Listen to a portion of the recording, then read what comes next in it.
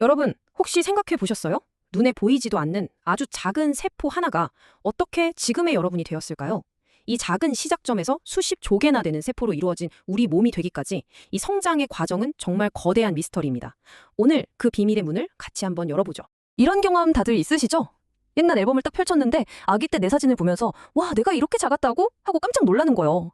갓난아기에서 지금의 내 모습이 되기까지 도대체 우리 몸에서는 무슨 일이 있었길래 이렇게 훌쩍 커버린 걸까요? 그럼 여기서 아주 근본적인 질문이 하나 생깁니다. 우리가 이렇게 쑥쑥 자라는 게 원래 있던 세포들이 풍선처럼 그냥 막 커지는 걸까요? 아니면 세포의 개수 자체가 레고 블록 쌓듯이 계속해서 늘어나는 걸까요? 이 질문의 답을 지금부터 파헤쳐 보겠습니다. 자, 그 정답을 찾기 위한 첫 번째 단서, 바로 이겁니다. 사실 세포는요, 무한정 커질 수만은 없다는 큰 고민을 안고 있어요. 아니, 그냥 커지면 편할 텐데 왜 안 되는 걸까요? 생각해보면 간단해요. 세포도 살아있거든요. 우리처럼 밥도 먹고 술도 쉬어야 해요. 필요한 영양소랑 산소는 받아들이고 필요 없는 찌꺼기는 밖으로 버려야 하죠. 이 모든 중요한 일들이 일어나는 곳이 바로 세포의 겉껍질, 그러니까 세포막입니다. 자, 이런 걸 상상해보세요. 엄청나게 큰 공장이 있는데 문이 딱 하나뿐인 거예요. 그럼 어떨까요? 필요한 물건 들여오기도 힘들고 다 만든 제품 내보내기도 너무 오래 걸리겠죠? 세포가 무작정 커지면 딱 이런 꼴이 되는 겁니다. 완전 비효율적이죠. 이게 바로 문제의 핵심인데요. 세포가 커지면 그 내부 공간, 즉 부피는 세제곱으로 막 커지는데 건널빈 표면적, 그러니까 문 역할을 하는 그 껍데기는 제곱으로밖에 안 커져요. 쉽게 말해서 몸집은 엄청 커지는데 숨 쉴 구멍은 조금밖에 안 넓어지는 거예요. 이러면 결국 세포 깊숙한 곳까지 영양분이 전달될 수가 없게 되고 노폐물은 안에 계속 쌓이겠죠. 에이, 말로만 하니까 좀 어렵죠? 그래서 아주 간단한 실험 하나로 이걸 확실하게 보여드릴게요. 젤리 같은 한천 조각을 크기별로 3개 준비해요. 그리고 이걸 색깔이 변하는 용액에 똑같은 시간 동안 담갔다가 꺼내서 싹둑 잘라보는 겁니다. 결과를 한번 보세요. 정말 놀랍지 않나요? 제일 작은 조각은 속까지 색이 완전히 다 스며들었어요. 그런데 제일 큰 조각은요? 겉에만 살짝 물들고 안쪽은 하얗게 그대로잖아요.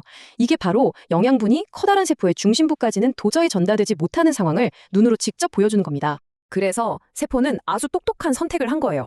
비효율적으로 몸집만 계속 키우는 대신에 차라리 자기 자신을 복제해서 개수를 늘리자 하고 결정한 거죠. 이게 바로 우리가 성장하는 첫 번째 비밀, 바로 분열입니다. 좋아요. 그럼 세포가 어떻게 스스로를 그렇게 완벽하게 복제해내는지 궁금하시죠? 지금부터 우리 몸을 만드는 세포의 놀라운 복제 기술, 그 과정을 하나하나 뜯어보겠습니다. 이 기가 막힌 과정을 바로 체세포 분열이라고 불러요. 말 그대로 엄마 세포 하나가 둘로 나뉘면서 유전 정보가 완전 똑같은 딸세포 2개를 만드는 과정이에요. 컴퓨터로 치면 완벽한 복사해서 붙여넣기인 셈이죠. 자, 첫 번째 단계. 분열을 하려면 일단 설계도부터 복사해야겠죠? 평소에는 실처럼 흐물흐물하게 풀어져 있던 유전 정보, 즉 염색체가요, 자기랑 똑같은 걸 하나 더 복제해요. 그러고 나서 분열하기 쉽게 똘똘 뭉쳐서 이렇게 막대기 모양으로 변신하는 겁니다. 진짜 신기하죠? 다음 단계는 더 놀라워요. 이렇게 복제된 설계도 뭉치들이 마치 약속이라도 한 것처럼 세포 정중앙에 한 줄로 쫙 정렬을 합니다. 양쪽으로 공평하게 나눠주기 위한 완벽한 준비 자세죠. 그리고 세 번째 단계, 줄을 섰던 설계도들이 양쪽에서 잡아당기는 힘에 의해 반으로 쫙 찢어지면서 양쪽 끝으로 끌려갑니다. 마치 중요한 서류를 복사해서 양쪽 사무실로 정확하게 나눠보내는 것처럼요. 자, 이제 대망의 마지막 단계입니다. 세포의 가운데 부분이 잘록하게 들어가면서 결국 둘로 나뉘고 마침내 모든 정보가 완벽하게 똑같은 새로운 세포 2개가 탄생합니다. 와, 이렇게 하나가 둘이 되고 둘이 넷이 되고 계속 반복되면서 우리가 자라는 거예요. 근데 재밌는 건 마지막에 딱 나뉘는 방식이 동물세포랑 식물세포가 좀 다르다는 거예요. 동물세포는 말랑말랑하니까 복주머니 조이듯이 바깥에서 안으로 쏙 들어가면서 둘로 나뉘어요. 하지만 식물세포는 딱딱한 세포벽이 있잖아요. 그래서 안에서부터 벽이 새로 생겨나면서 칸막이를 치는 방식으로 분열합니다. 신기하죠? 네, 지금까지 세포의 개수가 어떻게 늘어나는지를 봤잖아요. 그럼 이제 그 세포 안에 복사되는 설계도 자체의 비밀을 한번 파헤쳐볼 시간입니다. 이게 바로 우리가 왜 엄마, 아빠를 닮았는지에 대한 아주 흥미로운 이야기거든요. 여기서 가장 중요한 개념이 바로 대립유전자라는 건데요.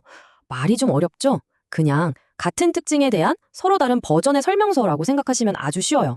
예를 들어 귓불 모양이라는 특징에 대해서 분리형으로 만들어라! 라는 설명서가 있고 부착형으로 만들어라! 라는 또 다른 버전의 설명서가 있는 거죠. 그리고 이 설명서들에는 힘의 차이가 있어요. 바로 목소리가 큰 우성 설명서와 목소리가 작은 열성 설명서가 있는 거죠.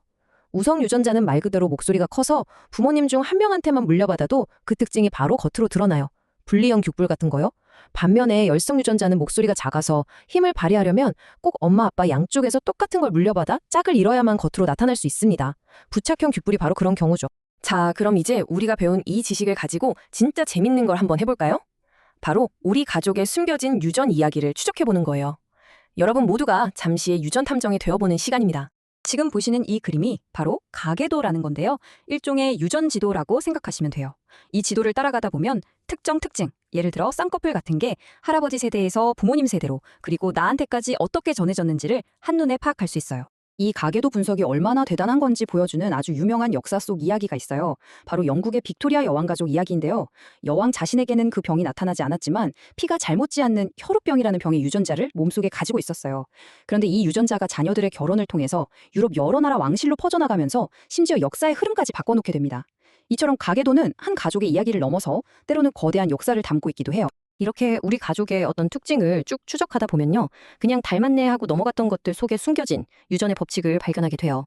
그리고 그건 우리 자신과 우리의 뿌리를 더 깊이 이해하는 아주 멋진 경험이 될 수 있습니다. 자, 그럼 이제 마지막으로 여러분께 질문을 하나 드릴게요. 여러분 가족의 유전적 이야기는 무엇인가요?